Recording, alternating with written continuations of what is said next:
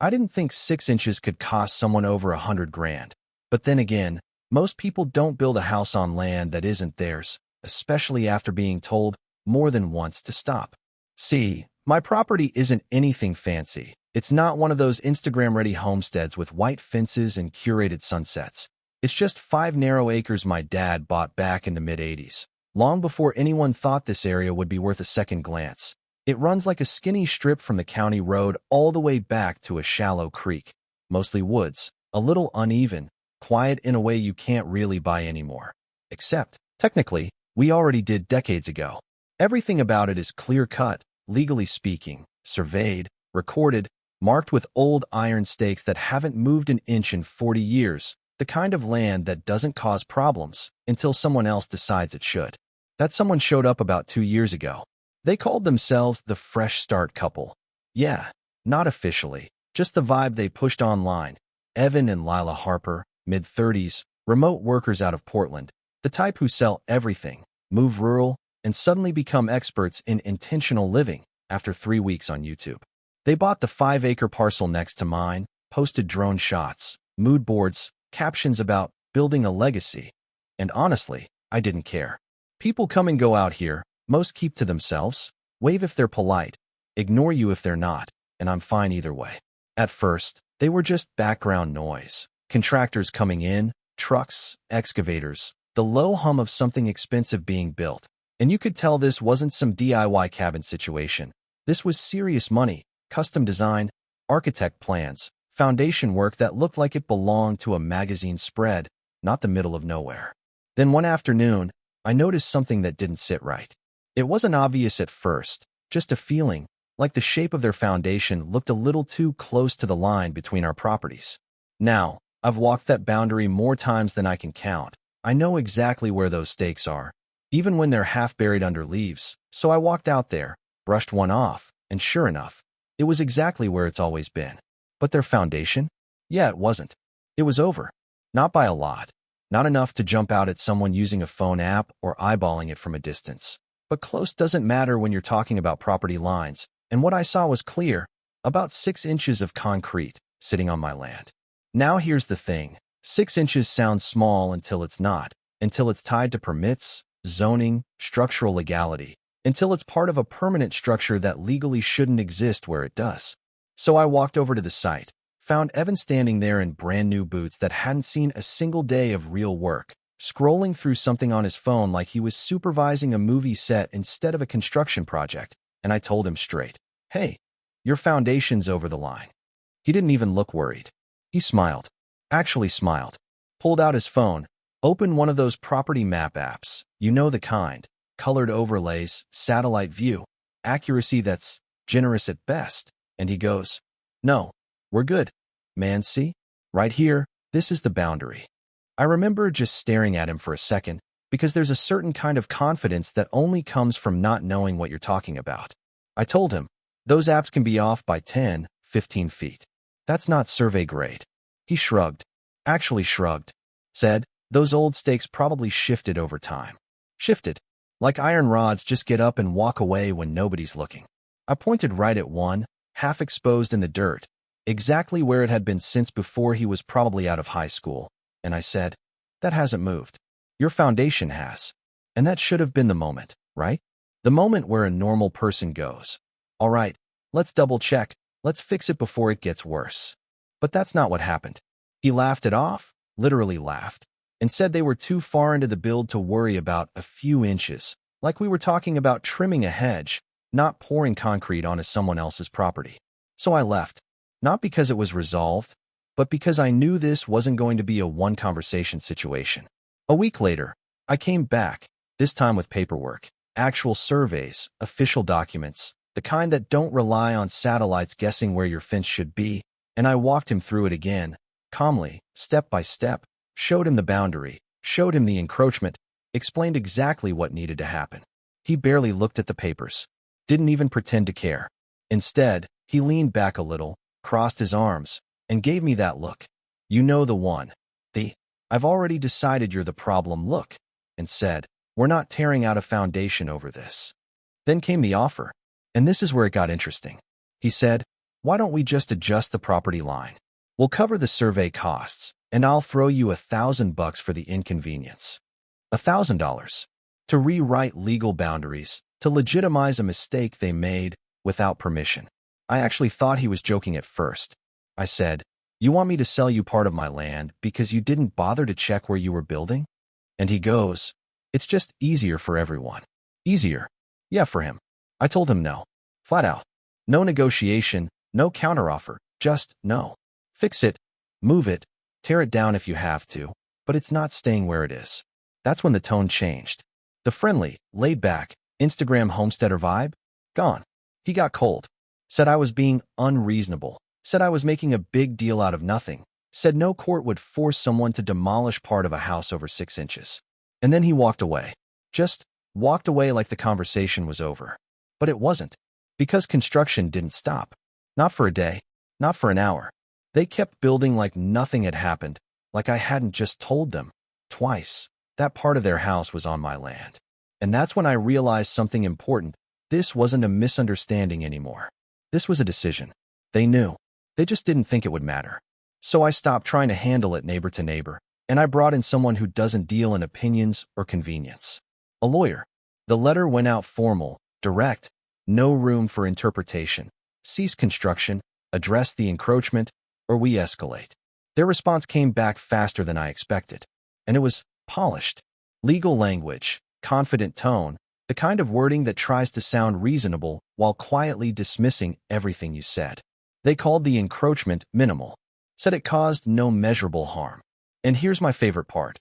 They argued that forcing them to remove or rebuild would be unconscionable. Unconscionable. Like I was the one doing something wrong. Then they made another offer. $5,000 this time. For an easement. Permanent.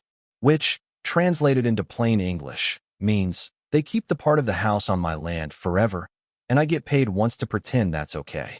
I didn't even hesitate. No. Again. And that's when it officially stopped being a disagreement and turned into a lawsuit. Because if they thought 6 inches didn't matter, they were about to learn exactly how much it did. Now let me pause the story for a second, because this right here, this exact situation, it's way more common than people think, and it almost always goes the same way if you don't understand the rules. According to standard procedure, property boundaries are not approximate.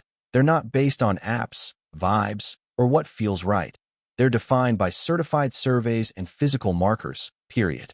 If you build over that line, even by an inch, that's called encroachment, and once it becomes part of a permanent structure, things get expensive fast. From a legal perspective, the moment I notified them, clearly, multiple times, they lost any argument that this was an innocent mistake. It shifted into what courts often interpret as willful negligence, which judges really don't like. And here's where it gets interesting. This is a psychological trap a lot of people fall into. It's called escalation of commitment. They've already spent tens, maybe hundreds of thousands on construction, so instead of stopping and fixing a small mistake early, they double down, hoping it'll just go away or that the other person will cave. But legally, that strategy almost always backfires. Because the longer you ignore it, the worse the consequences get, and by the time it reaches a courtroom, it's no longer about inches, it's about accountability. So once it crossed into legal territory, everything slowed down on the surface, but underneath, it got very real, very fast. Lawsuits aren't loud at first. There's no dramatic music, no shouting in a courtroom like in movies. It's paperwork, deadlines, quiet pressure building in the background while life keeps moving like nothing's wrong. And that's exactly what they did. Evan and Lila kept building. Framing went up, roofing followed, windows installed, contractors coming and going like they hadn't just been warned twice. That part of what they were building didn't belong to them. And I'll admit, there was a moment where I wondered if maybe they were right. Maybe no one would actually force them to fix it. Maybe 6 inches really was too small for anyone to care about once the house was finished. But then I'd walk that line again, see that concrete sitting where it had no business being, and it just reset something in me. Because this wasn't about 6 inches anymore. It was about the fact that they knew, and they chose to ignore it. About 3 months in, their house looked like something out of a magazine. Clean lines, modern farmhouse style, big glass windows facing the woods, a wraparound porch that probably photographed beautifully at sunset. And sure enough, Their social media reflected that perfectly curated life. Our dream is becoming real. Grateful for this journey. All that stuff. Meanwhile, behind the scenes, my lawyer was building something a lot less visible, but a lot more important. Every conversation I'd had with Evan, documented. Photos of the foundation crossing the boundary, logged, timestamped. Copies of the surveys, verified. The cease and desist letter, their response, the timeline of construction continuing after notice. It all stacked up piece by piece into something that wasn't emotional, wasn't personal, just factual. And facts are what win cases. Around month 5, things started to shift. Not publicly, not online. They were still posting like everything was perfect, but in the legal filings, you could see it. Their tone changed. Less confident, more defensive. Their attorneys started pushing harder on the idea that the encroachment was de minimis, basically too trivial to justify any serious remedy, and that forcing structural changes would be disproportionate. They leaned into the narrative that I was overreacting, that I was trying to extract money out of a harmless mistake. And I get it, that's the play. Frame the other guy as unreasonable. Hope the court buys into the idea that fairness means letting it slide. But here's the problem with that argument. It only works if you didn't know. And they did. That became the centerpiece of everything. Not the 6 inches, not the value of the land, not even the structure itself, but the fact that they were told, clearly, repeatedly, and chose to continue anyway. That turns a minor encroachment into something courts treat very differently. It stops being an accident and starts looking like a calculated risk. By month 8, we were finally in front of a judge. No jury, just a bench trial, which honestly, I preferred. Judges tend to care less about emotional appeals and more about whether you followed the rules. The courtroom itself was quiet, almost underwhelming compared to what you'd expect. Evan was there in a suit that didn't quite fit right. Lila sitting next to him, hands folded tight, eyes darting around like she was trying to read the room before it read her. Their attorney did most of the talking, smooth, controlled, emphasizing reasonableness, fairness, proportionality. Then it was our turn. And this is where everything they ignored came back. My lawyer walked through it step by step. First the property records, then the physical markers, then the surveys, each one confirming the same thing. The boundary was clear, established, and unchanged. Then came the photos, close-ups of the foundation crossing that line, not dramatically, not aggressively, just enough to be undeniable. And then, the timeline, the conversations, the warnings, the documentation that showed they had every opportunity to stop, reassess, correct the issue before it became permanent. The judge didn't interrupt much, just listened, took notes, and every now and then, glanced over at Evan and Lila in a way that you could tell he was already forming an opinion. When their attorney got back up for rebuttal, the tone shifted again, less about denying the encroachment, more about minimizing its impact. He argued that tearing down part of a completed home would be excessive, that the cost would be unreasonable compared to the harm caused, that a financial settlement would be more appropriate. And that's when he threw out a number, higher than before, noticeably higher, but still framed like a compromise. I didn't even react, because by that point, it wasn't about negotiating anymore. It was about the ruling. A couple weeks later, we got it. And I remember opening that document, sitting at my kitchen table, reading the first few lines and already knowing this wasn't going the way they thought it would. The judge didn't dance around it, didn't soften it. He stated clearly that the encroachment was not only proven, but that it occurred after multiple direct warnings, which established what he called deliberate negligence. Not an accident, not a misunderstanding, a choice. And then came the part that mattered. Instead of ordering demolition, which, honestly, could have happened, he went another route. The court-appointed appraiser had evaluated the impact of that encroachment, not just in terms of square footage, but in terms of legal dependency. Because here's the twist. Once a structure relies on land to exist legally, that land becomes more valuable than its size would suggest. You're not just buying dirt, you're buying the right for that structure to remain standing. So the court set a value, $75,000, for 6 inches of land, plus full reimbursement of my legal fees. Alternatively, and this was the part that made it even more interesting, they offered a second option, a mandatory easement, permanent, at a rate of $20,500 per year, forever. Now you could feel the air shift when that was read. Evan's posture changed immediately, like something just hit him in the chest. Lila, she didn't even try to hide it. She broke, quiet at first, then visibly emotional, hands up to her face, shoulders shaking just enough that you could see the weight of what just happened settling in all at once. Their attorney tried. He really did. He argued that the valuation was punitive, that it exceeded any reasonable measure of damages, that it would create undue hardship. The judge didn't budge. He looked right at them and said something I don't think they'll ever forget. You were given multiple opportunities to correct this before it became permanent. You chose not to. These are the consequences of that decision. That was it. No drama. No yelling. Just final. After the hearing, there was this brief moment where Evan approached me. Different energy this time. None of that earlier confidence. None of the dismissiveness. He asked if I'd be willing to reconsider, maybe negotiate something lower, something more manageable. And I just looked at him for a second, not angry, not even satisfied, just clear. I said, I gave you that chance months ago. And that was the end of the conversation. They didn't take the easement. Of course they didn't. No one signs up for a permanent annual payment like that if they have another option. So they paid the $75,000. Then my legal fees, just over 18 grand.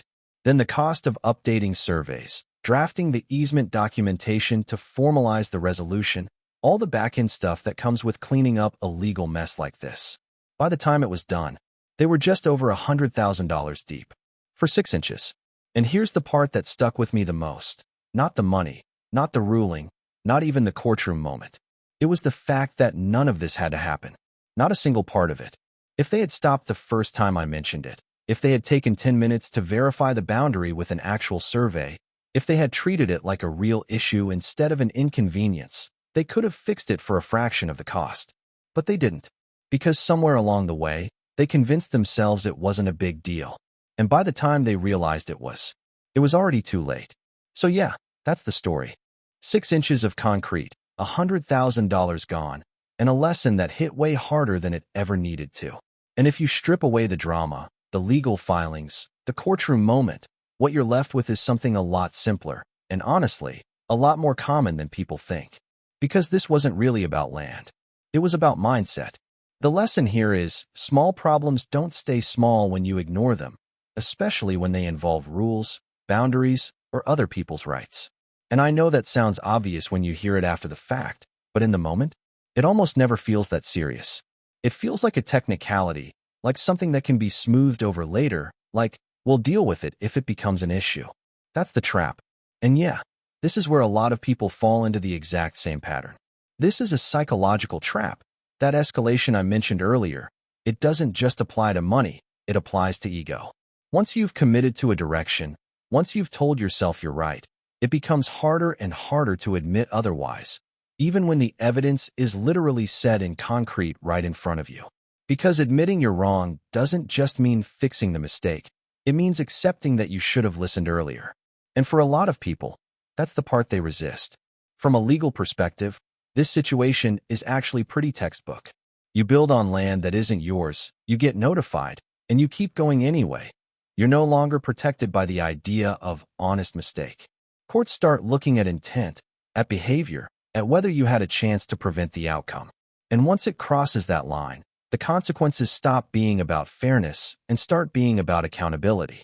And here's something most people don't realize. When a structure depends on land it doesn't legally have access to, that land becomes disproportionately valuable. It's not priced by square footage anymore. It's priced by necessity. That's why the number sounded so insane. 75,000 for 6 inches? Yeah, because without that 6 inches, part of that house technically shouldn't exist. That's the part nobody thinks about when they say, it's just a small overlap. No, it's not. It's a legal anchor. And once it's set, everything attached to it gets dragged along. Now, if you zoom out a little, there's also a social layer to this whole thing that's worth talking about. Because situations like this don't happen in a vacuum. There's a reason Evan brushed it off the first time I brought it up. A reason he trusted an app over a physical marker. A reason he thought offering money would just make it go away. Part of that is confidence, sure. But part of it is the culture we're in right now, where people are used to solving problems by throwing money at them or negotiating around them, instead of actually correcting the root issue. And that works sometimes, until it doesn't. Because not everything is negotiable. Some things are fixed, literally and legally. Property lines are one of them. And I'll say this too, because I know someone watching is probably thinking it. Would I have done the same thing? Like, should I have just taken the money, adjusted the line, avoided the whole mess? Maybe. That's a fair question. But here's how I look at it. If someone builds on your land without permission, ignores you when you point it out, and then offers you money after the fact, they're not really asking, they're assuming.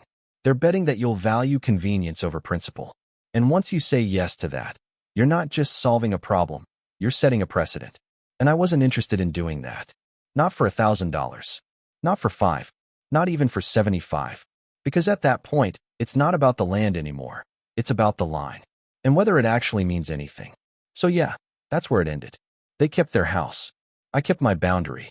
And somewhere in between, there's probably a version of this story where things went differently. Where someone double-checked a survey. Where someone took a warning seriously.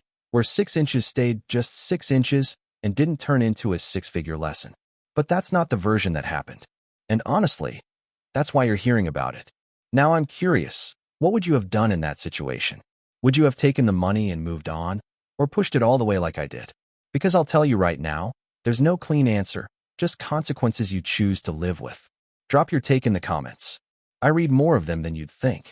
And if you've ever seen a small mistake turn into something way bigger than it should have been, you already know how this story ends.